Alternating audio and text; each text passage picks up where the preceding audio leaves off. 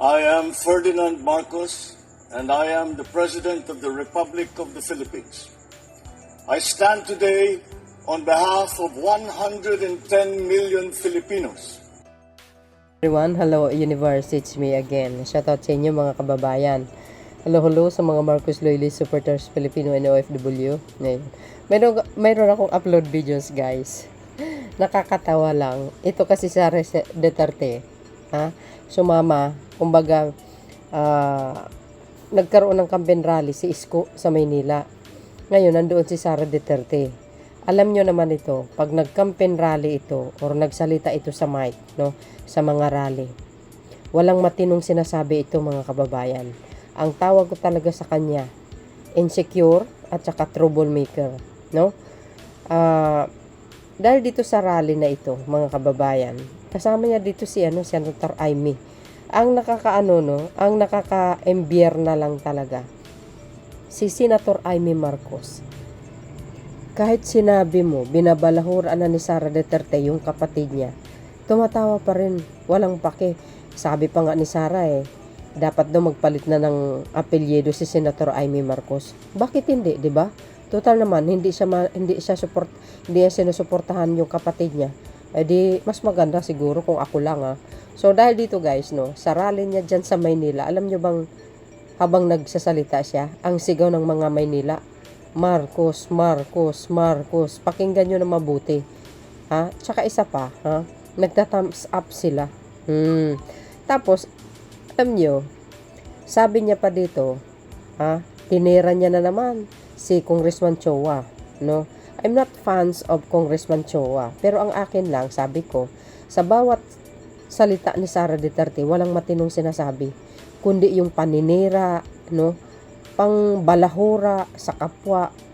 Parang hindi sa babae ba? Parang hindi sa abogado. Vice Presidente yan guys pero tingnan nyo naman yung asal niya. Asal askal talaga. Wala siyang manner ba? Wala siyang pang illiterate ika nga, no? Hindi tulad po ng alyansa. Pag nag-campaign rally yun, napakaganda yung mga plataforma. Ito ang plataforma nito, si PBBM at ang pamahalaan. Platapormang paninira sa kapwa. Di ba? Kung ako ang taga Maynila, ibubuto nila yung mga talagang kandidato na alam nilang hindi nagbibinta ng ari-arian tulad na ginawa ni Isko, 'di ba? Huwag niyo na iboto si Isko. Nako. Mamaya mauubos yung mga ari-arian ng Maynila, ibebenta niya. Ay nako guys, alam niyo naman ang issue niya yan. So dahil dito mga best, pakinggan niyo itong sinasabi ni Sara.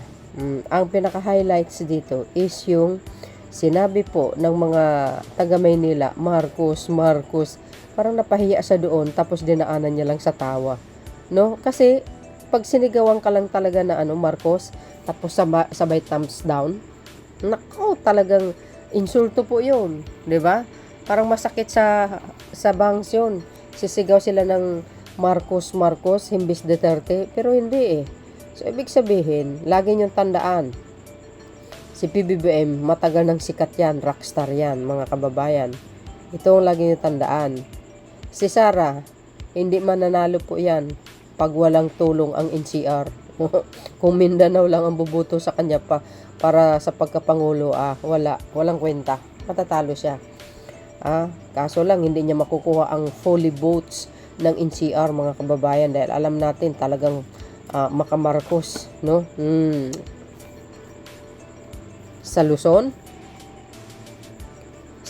ay nako, makamarcos ang mga tao dito guys. Yung last election nga dito 2022 landslide si Pangulong Marcos Jr. Wala man lang makita nakaberde So dahil dito, no, sabi ko nga, walang matino na sinasabi si Sara sa kanyang mga campaign rally sa mga ini-endorso niya, kundi ang plataforma nito is plataformang paninira, insecure at troublemaker, di ba? Lahat na lang ng sinisiraan niya. Ang pangit. Hindi po maganda ito sa imahe ng mga kabataan. Sa totoo lang. Kaya yung mga bata natuto nagmumura dahil minana nila kay Digong. So dahil dito guys, pakinggan nyo para kompleto detalyado. But before that, don't forget to like, hit the button bell para lagi kayong update sa aking mga upload video. Pakinggan nyo mabuti yung sigaw nila, okay? Eto na.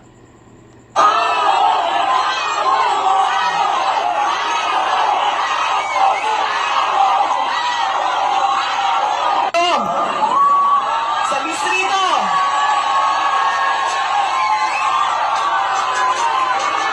Ay, in-endorse mo ba?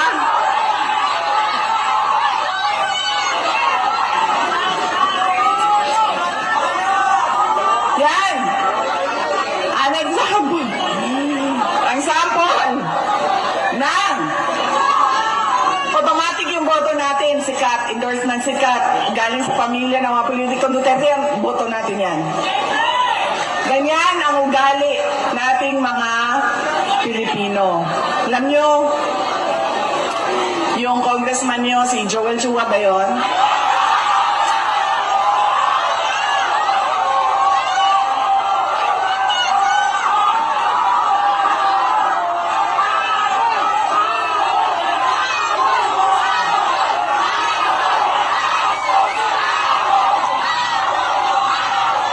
Oh, narinig nyo yun? Marcos, tapos nagsabay thumbs down. Kakahiya. Di ba? Oh, alalahanin nyo guys ha. Ang Duterte, sa totoo lang, kung kalaban niya si Pangulong Marcos nung last 2022, wala. Talo ito, lalampaso ni PBBM ito, sa totoo lang. Kaya nga nag-vice president na ito eh. Kasi wala siyang panama talaga, hindi talaga siya mananalo. Kaya naman siya nanalo dahil sa Marcos loyalist. Huwag yung sabihin na 32, DDS yun. Oy, excuse me, no? Correction. Binoto namin yan si Sara dahil kay PBBM. Kulilat yan. Kung hindi siya binoto ng loyalist, ay, si Soto ang nanalo. Si Tito Soto, sa totoo lang, kung alam ko lang, siya na lang kinampanya ko sa Kalye Survey. So, ayan. Eh, diba, sa rally dyan sa Maynila, tiniran niya si si Congressman Chua. Dahil alam po natin si Congressman Chua, siya po ang chairman doon po sa House Committee sa pagdinig dito sa confidential fund ni Sara Duterte. Now, ang tanong ko, ano bang kasalanan ni Congressman Chua kay Sara? Bakit niya ito tinitira, 'di ba? I think Congressman Chua, ginagawa lang niya yung part niya as a congressman. Kasi trabaho niya po yan eh. At hindi rin pwede ipagsawalang bahala yung pundo ng bayan na ginastos lang sa walang katuturan. So, ang House, alam po natin sila nag-aproba, di ba? Ng budget ng bawat ahensya ng gobyerno. Correct me if I'm wrong. So, dahil dito guys, wala akong nakikita na kasalanan ni Congressman Chua. I'm not fans of Congressman Chua. I'm just, defend him kasi wala namang kasalanan ito, mga kababayan. Anong kasalanan niya? Napanood ko guys ang House Committee hearing tungkol dito sa issue ni Sara Duterte. And dapat lang, no? Gagawin niya yun na yung hearing na yan, para nang sa ganun, matuklasan saan ba napunta ang pera. 600 plus na milyon na yun. 600 million plus 125 na milyon. 11 days lang. Di ba ang daming kinasasangkutan ni Sara, ang daming kapalpakan. So kailangan ng House Committee na alamin bakit, ano nangyari. Wala naman siyang big achievement. Wala naman siyang nagawa. Wala naman siyang, maipakita sa publiko bakit ano nangyari doon sa pera, saan napunta sa hindi maganda. Ayan sabi niya sabi ng ABS, hindi pinatulan ni Manila 3rd District Representative Joel Chua ang pasaring ni Vice President Sara Duterte sa pagdalo nito sa isang campaign sortie sa kanyang distrito. Anya, tutukan na lang niya ang sariling kampanya. Ayan very short lang to guys Manila lawmaker response to Sara Duterte, I don't resort to negative campaign. As I said, si Sara Duterte sa campaign rally, alam po natin sa maisog, puro katoksikan, puro masamang salita ang naririnig natin. Sabi ko nga, Si Sara Duterte, troublemaker talaga, no? Sobrang inggit at insecure pagdating dito sa mga bagong mga magaganang programa ni Pangulong Marcos Jr. Yan po ang mga strategiya nila para sirain ang Pangulo. So, I urge to all the pro-government vloggers na i-reject po natin lahat yung mga fake news, no, ng pakalat ng mga dilis sa social media. I-block po natin yun. Kontrahin po natin. O, di ba? Ako naman, ang gagawin ko, spread the good news from the Marcos administration. At siyempre, mag-react tayo. Ganun lang kasimple ako mag-react, guys. O, pero may katotohanan po yun. So, yan. No, tingnan nyo, guys, yung nasa comment section doon sa rally ni Sara Duterte. Pakita ko sa inyo. Sabi dito, guys. Ayan, Marcos Project pa mga pinuntahan mo. Arte and Bless, Housing, Tondo, Housing, Dagat-Dagatan, Marcos Project, Legacy, Hospital ng Maynila, PICC, Manyal, International Airport, LRT, 1, 2, 3, 4, 5, 6, 7, and SLEX, etc. Oo nga naman. Puro Marcos yan. Oh. Ayan ang mga comment nila, guys. Oh. Marcos, agoy. No, pahiya ka tuloy. Hindi yan Davao, Manila yan. Hindi umuauto mga tao dyan. Oh my goodness, guys. Ay, kakaya, sayad. Marcos, sigaw nila. Agoy. Kahit si Isko, talo dyan sa Maynila. Dyan ka pa dumayo. Pang Davao ka lang. Tama. Alalahan nyo, si Pangulong Marcos Jr. nationwide yan. Mahal siya ng majority ng Pilipino. Ay. O, PBBM is the best president. Huwag mong sabihin kung ang mga yan supporters ni Isko, susuportahan ka na. Nagkakamali ka, Madam Lustay, narinig mo naman ano ang isinisigaw. Tama. O, di ba? Hindi sasabihin po natin yung mga supporters ni Isko, hindi po lahat ng supporters ni Isko ibubuto si Sara. Nako, malabo mangyari yan, guys. Marcos na naman, sinisigaw. Ano kayang pakiramdam nyo ngayon? Guys, siyempre, nakita nyo reaction ni Sara. Medyo napahiya siya. Dinaan niya nalang sa tawa eh. Sakit naman yan. Harap-harapan kang pinahiya. Dapat lang.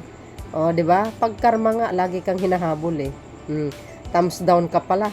Akala ko pa naman, gusto ka ng mga taga Maynila, di ka nahiya. Agay. Puts. Puntahan mo pa mga projects Marcos dyan sa Caloocan, Bagong Baryo, dyan sa Quezon City, mga hospitals. Makati, Hearts Lungs, Bless, Housing, Taguig, Pasig, Paranaque, Laguna, Bataan, Rizal, Pilipinas, etc. Oo nga naman, ano. Pahiya ka, narinig mo mismo. Yun na nga eh, mga kababayan. Grabe, di ba? Marcos sa kalam, Sara baliw. Pahiya siya dyan. Alam mo naman ang taga Maynila. Lalo pag sa Tondo, alam nyo namang mga tao dyan, guys, talagang yan eh, barobal sila pag nagsalita, no? Kaya nga, kung baga prangka sila eh, kahit sabihin mo, ang area nila ay talagang medyo iskinita. Alam natin maraming squatter area. Pero pag nagsalita mga yan, buo yan, galing sa puso. Kung ano po yung sasabihin nila, yun po ang totoo. Doon sila kumakampi. Bakit? Dahil alam nila, doon sila kumbaga nakakuha ng tulong. Lalo na guys yung tupad, yung 4-piece, talaga naman. Yung tupad ngayon, AX, o, di ba? Alalahanin nyo, guys. Isa sa dahilan kung bakit talagang suportado nila si Pangulong Marcos Jr. Inaabangan nga nila lagi yan eh. Si Pangulong Marcos Jr. pag may mga nakumpis kang mga isda or mga bigas. Kasi libre. Binibigay ni PBBM sa kanilang libre. Pila-pila mga yan. Oo, totoo yun. Buong Maynila yan, guys. Divisoria, Tondo, saan man dyan. Ay, nako. Kawawa, pahiya ka. Oh, 'di ba? Ganyan, guys. Sabi sa inyo eh, wag. Ay nako, ito si Madam Sara Duterte. Ay nako, madam. Kung ako sa iyo, magbago ka ng ugali mo. Palitan mo na yung pag-uugali mo nga, toxic. Askal ang dating eh. Balasubas ang dating. Sa tingin ko lang mas masahol ito kay papa niya, mga kababayan. Kung si papa niya nga, kinatalon niya eh. Di ba? Hindi nga sila nag-uusap, kaya nasabi ko yan. So, yun guys, Kaya hindi po nagre-react si Congressman Chua. Wala naman sa kasalanan, di ba? Kasi alam niyo naman to si Sara, ang gusto niya mga kababayan is ayaw niyang pag-usapan yung confidential fund, parang thank you na lang, kahit ginastos siya sa walang katuturan, which is ang bawal sa batas po yun, di ba? Gastusin mo ng tama. Kaya si Congressman Chua, trabaho niya po yan eh. Walang kasalanan si Congressman Chua. Hindi ko alam kay Sara kung bakit tinitira niya ito. So, ganun lang eh. Parang gusto ni Sara, paboran niya na. Ang nakikita ko kasi sa mga Duterte na ito, gusto nila, paboran sila. No, hindi sila, kumbaga, hindi sila questionin, hindi sila tatanungin sa mga issue nila. Yan ang gusto nila eh, paboran. Tapos, kailangan may utang na loob. Tumanaw ka dapat. Pero, pagdating sa batas guys, walang utang-utang na loob. Pag nagkasala ka, utas ka. Managot ka eh, 'di ba? Tingnan mo si Pangulong Marcos Jr. Dahil alam niya ang mga ugali nito, kaya ay nako, si PBBM umpisa pa lang mga kababayan. Alam niya na at nabasa niya ang mga ugali nito. So sorry na lang. Iba kasing klase si PBBM eh. Batas lagi ang pinapairal niya. So yun guys, maraming salamat sa inyong watching. See you again on my next upload video. Bye and babush. God bless Philippines.